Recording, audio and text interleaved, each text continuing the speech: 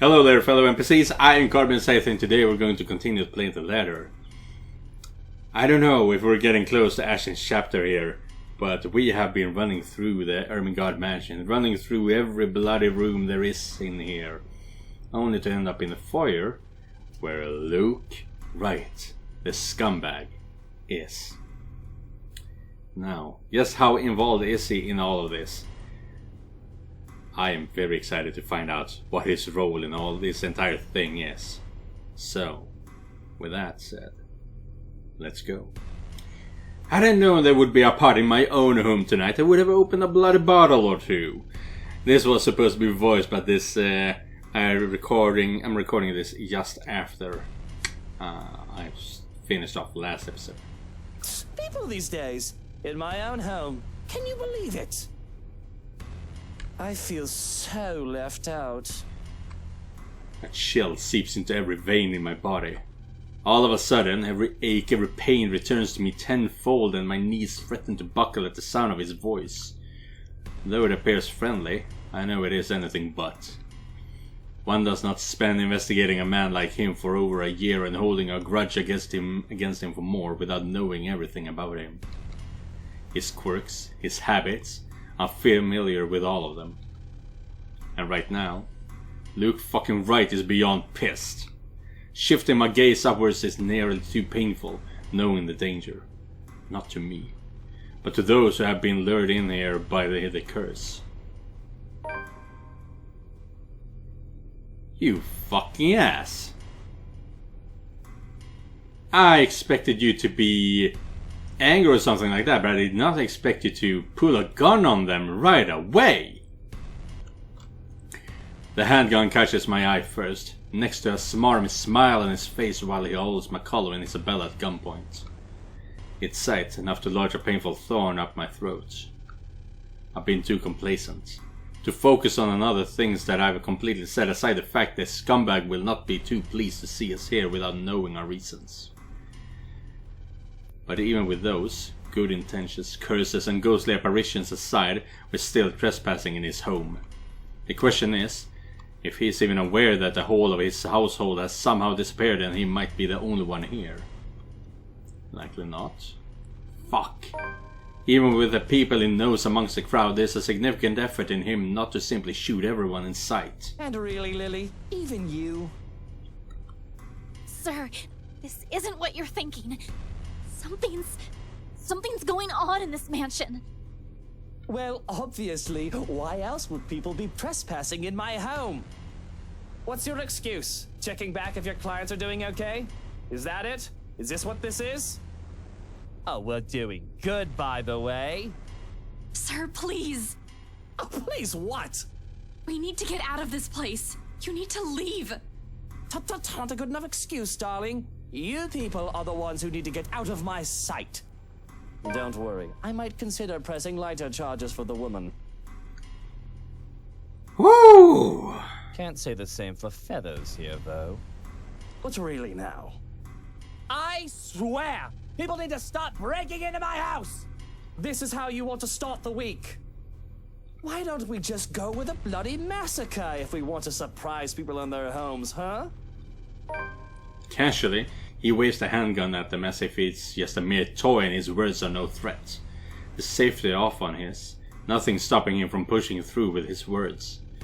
Call me paranoid, but at a slight gesture, I draw my own and level it at him. Finger on the trigger and ready to release the safety catch in case things go south.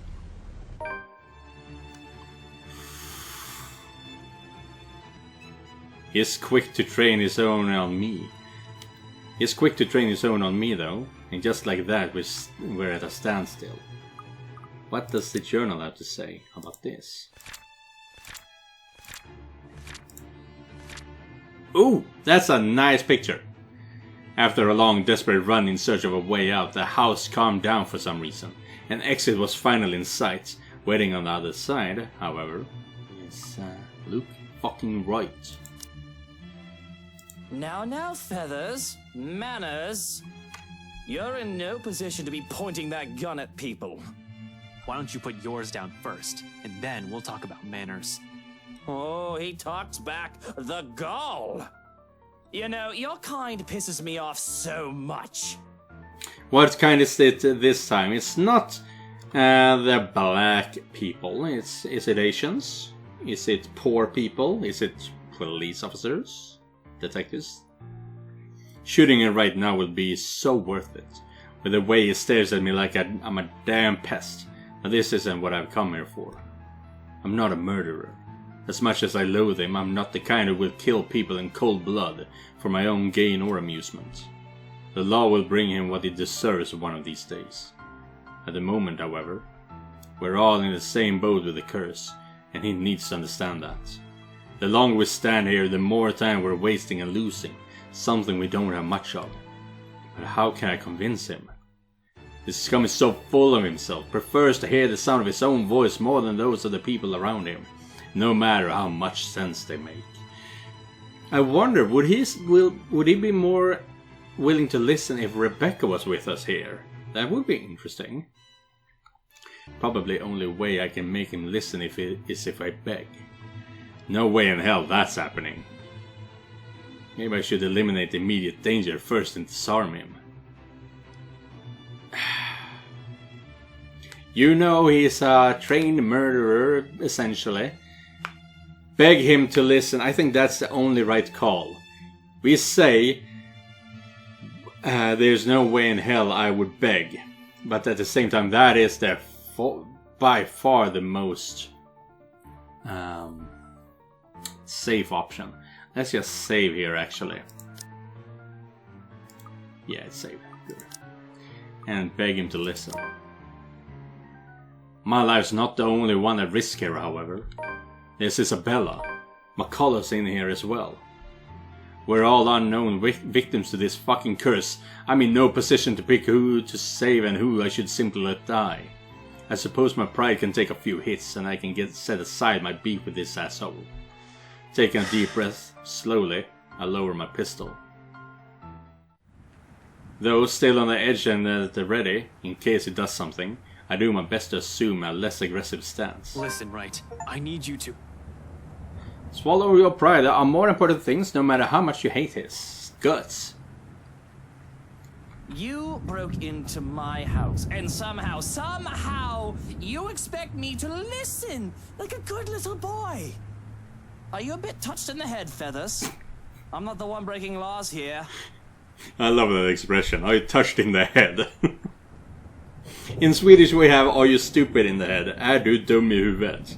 But touched in the head is an amazing way to put it. Look here, fucker. If I wanted you dead, I could have done it so many times already. In fact, I can easily shoot you down right here, right now. And you won't be able to do a damn thing, even with that gun. Suddenly he laughs, almost howling in fact, like I just told him the best joke he's heard all his life. The only thing missing for him is to keel over and start rolling around the floor, all while I do my best not to sock him with the sorry end of my pistol. You have guts, Feathers. You have guts. Did you hear what you just told me? You've just threatened me inside my own house. My own home. You know what I'm thinking right now? In another lifetime, we would have probably gotten along well. He's right on that, at least. I might have ended up like him if I didn't have Professor Andrew, Rebecca, Zack, and Isabella. One mistake and it would have been too late for me. With his laughter rings all of those possibilities I could have lived, but I have never been given the choice. All because I have other people with me, people who care. A sobering realization. But not so much when suddenly his chuckling stops. In 2 heartbeats, he marches towards me, grabs my collar, and aims the gun right at my head. At this distance, a slight flick of that finger on the right trigger will be able to do more than kill me. What is it that you people really want with me?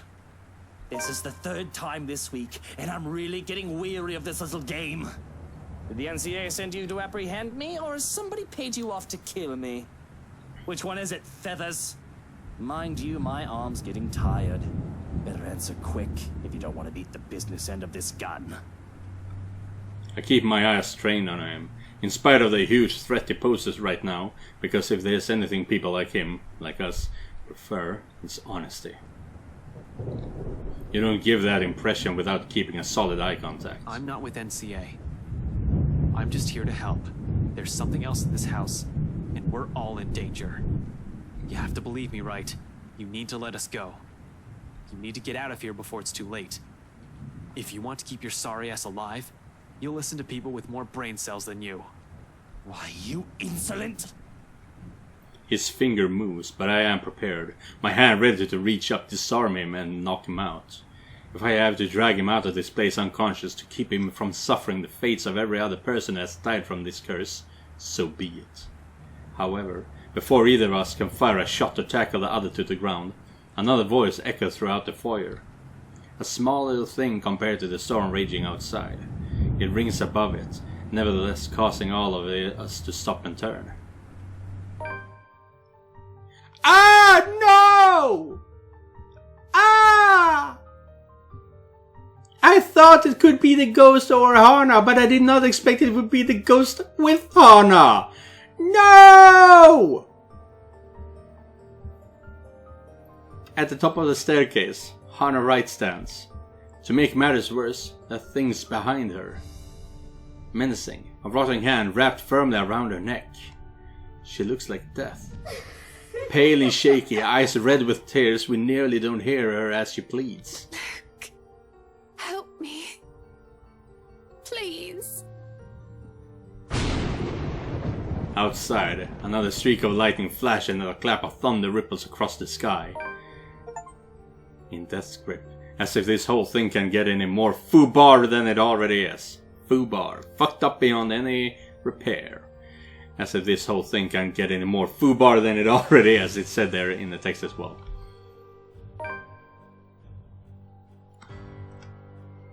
What does it say? Does she just execute Hana? In spite of the danger Luke Wright poses at the moment, Ashton lowered his gun assumed his imploring tone towards the man he hated. Amidst the tense air, a voice suddenly echoed in the foyer. There, at the top of the grand staircase, stood Hana Wright. Oh God! Oh! Oh! That is so unfair! To say that I'm scared of what's happening is a gross understatement. Let's see what Luke fucking Wright has to say then. No, wrong page. Luke. We just started the last chapter.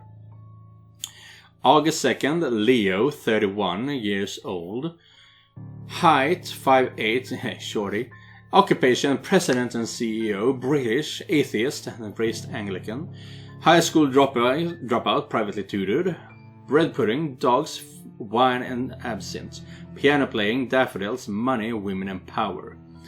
A prostitute's son, he spent his childhood roaming the streets begging and pickpocketing in order to avoid home. Home meant a too drunk mother and her equally drunk clients, some of who would take to beating the child out of anger if he so much as looked at them wrong. That meant he was always in trouble, in one form or another.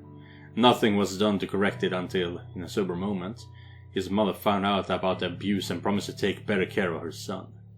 Luke was happy for a while, but his mother's bad habit led to an early grave and left him orphaned until his biological father, a businessman with no legitimate heir, sought him out. He was trained to inherit right enterprise, but along the way got mixed up with illegal activities that put the company in a bad spot after his assistant ran off with a large sum of dirty money. Bankruptcy would have been inevitable if he hadn't married Hana. So you have the same sad, pathetic story like Marianne McCullough. But... no, there's no but. You just have a sad backstory. To say that I'm scared of what's happening is a gross understatement. Trouble of any sort is the last thing I want to get home to after a long day at work and a trip out to the bar. And when I see Hana's near prostrate, I can only feel dread. She twitches and seizes, body wound up and coiled tight before crashing, shuddering and shaking. Like a woman possessed, her mouth falls open and her eyes roll to the back of her head. It has the hallmark signs of a seizure. The symptoms are similar enough. and the knowledge, the fact that I know this, only makes me feel worse. Any anger I had caused by our disagreement on parting ways, no matter how temporary she claimed it to be, disappeared. The alcohol-induced days that I felt it was brushed aside as I ran to help her. None of that matters at the moment. Okay, so we are going back here to where we left off with Hana. I see. So, wow. That's interesting.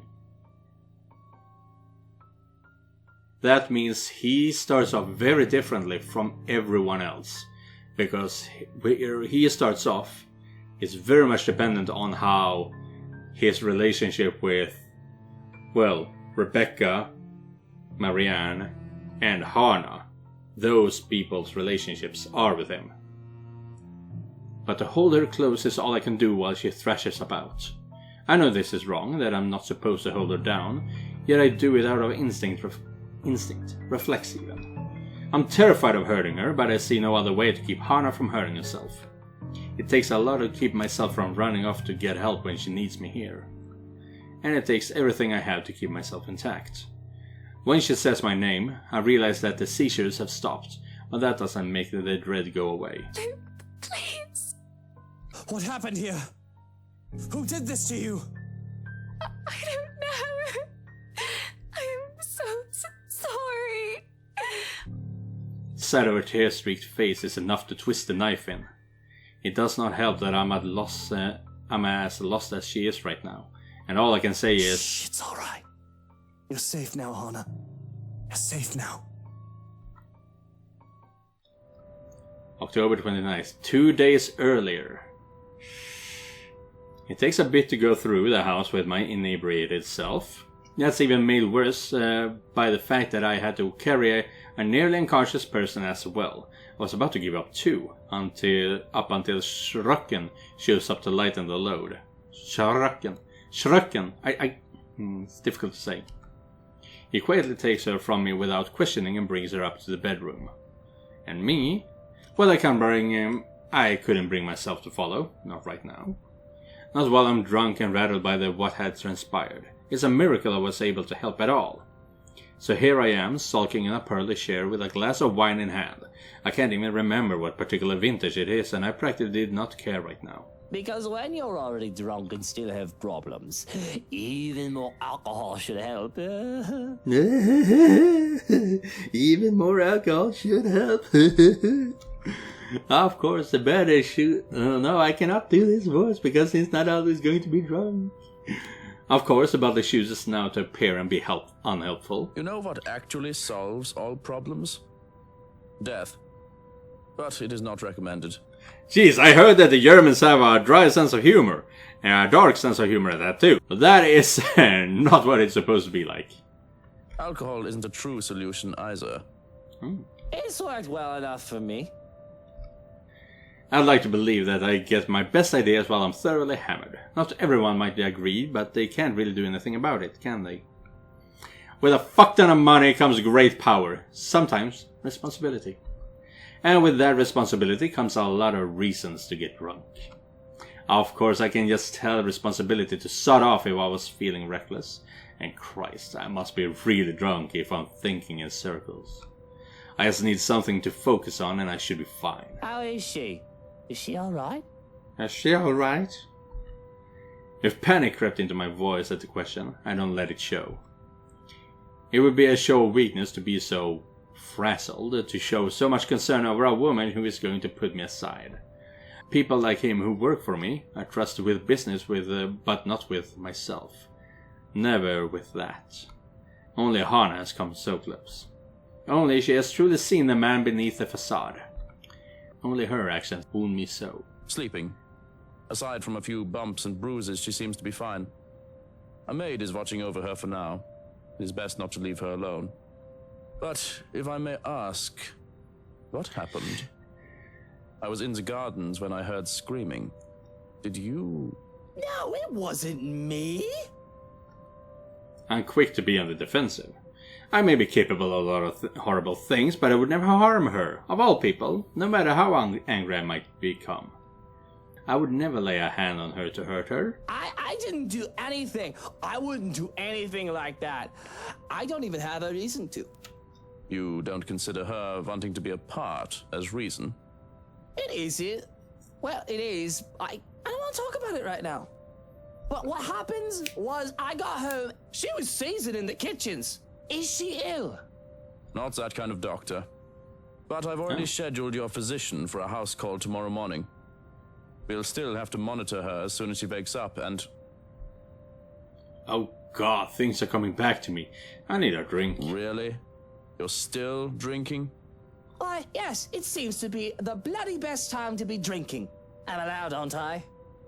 After all, I've just found my wife having a seizure, and I shouldn't give two shits about it.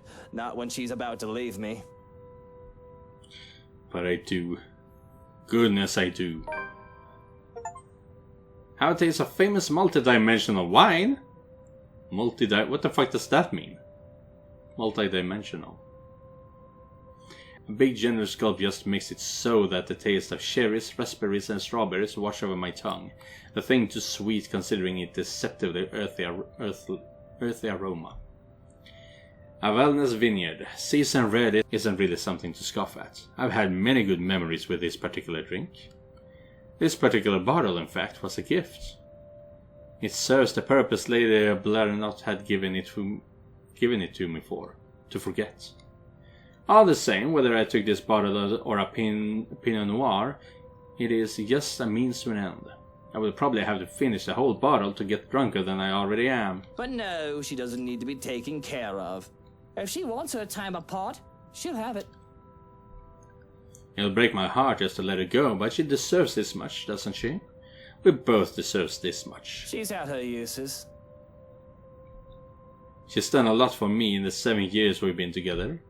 I pursued her at first for the money. It was supposed to be strictly business. There might have been a time or two when I considered taking her out of the picture so that I can do with the money as I pleased. I had planned to manipulate her and feel horrible thinking about it. But along the way, I had changed, if only for her. Perhaps my father would scoff, tell me I've gone soft. Maybe I have. Does it matter? 7 long years. It had its ups and downs, and it certainly hasn't been a perfect marriage. We had our fights, who hasn't?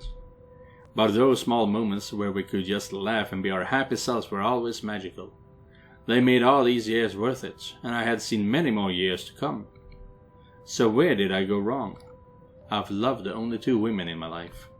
Mother dear, bless her soul, and Hana, who has been my sunshine for so long. Losing her, I fear that I might become more like my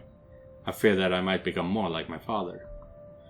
Had Damien Wright stayed with Mother or any of the other numerous women he's had a child with, would he have been less of an embittered shell of a man?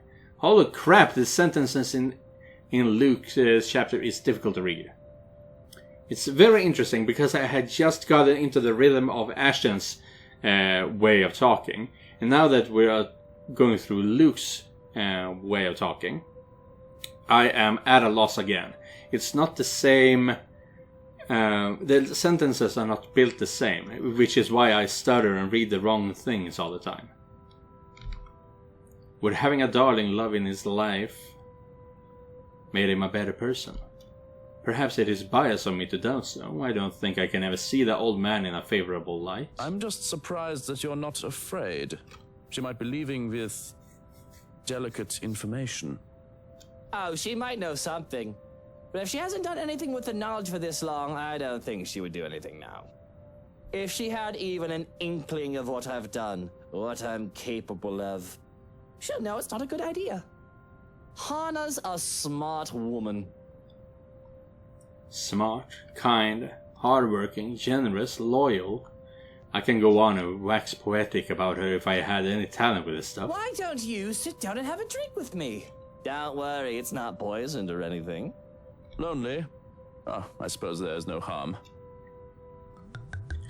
With a shake of my head, I procure another glass and pour some of the red wine. Watching the red liquid is fascinating, all all on its own with my muddled brain, that I barely noticed sloshing some of it and staining my suit. It'll be an utter bugger to clean, so I'm glad that it isn't my problem. Handing it over, I can't help but look up at the ceiling and let out a sigh. My eyes, damp, glaze over though I won't let it go further than that. Raising my own glass for a toast, I clear my throat. We'll drink to... Do we really need a reason to? The world is messed up. War, terrorism, famine, poverty, loved ones and love lost. The world is a cesspool. Might as well be drunk if we're going to drown in it. A bit less eloquent than your usual speeches, but zum Wohl. Zum Wohl. A sip, a gulp, refill. Rinse and repeat until the bottle of Velna has barely a fifth left. I must have drunk most of it because I barely see Shrukken take a sip after his first glass. It certainly feels that way. I don't even think I can stand up, let alone walk. I am all legless. My mind just feels so funny and everything else is equally hilarious.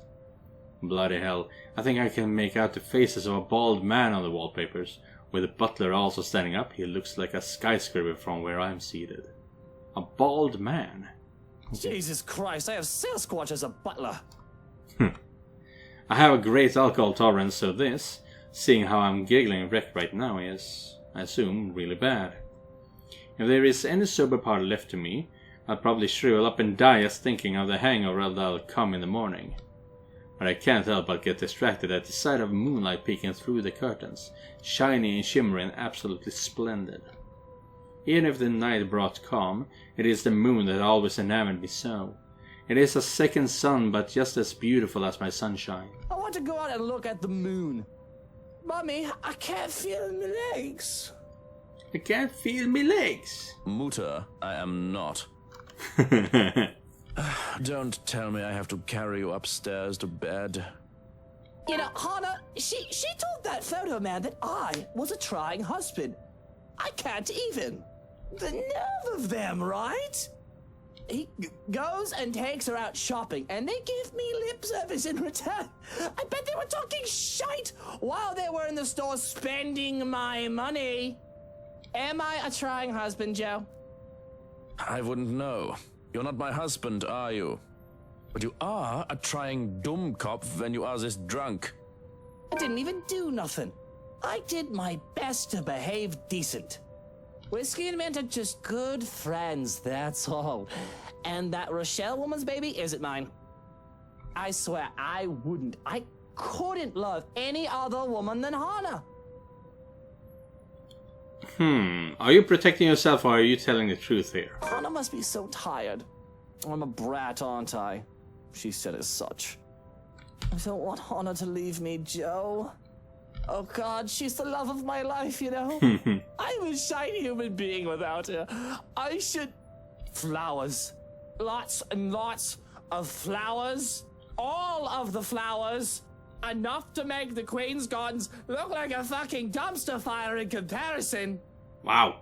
All well and good, but you are not achieving any of that while you are lying on the carpet. Now, if you can lift your skinny ass and work with me. 1, 2, 3. But I don't want to go to bed. The moon is so pretty tonight. I should just let you sleep on the ground, Bratwurst. Journal update.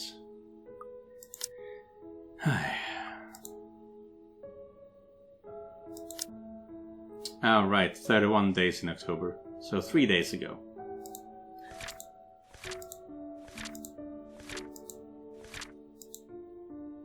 No, I went too far here.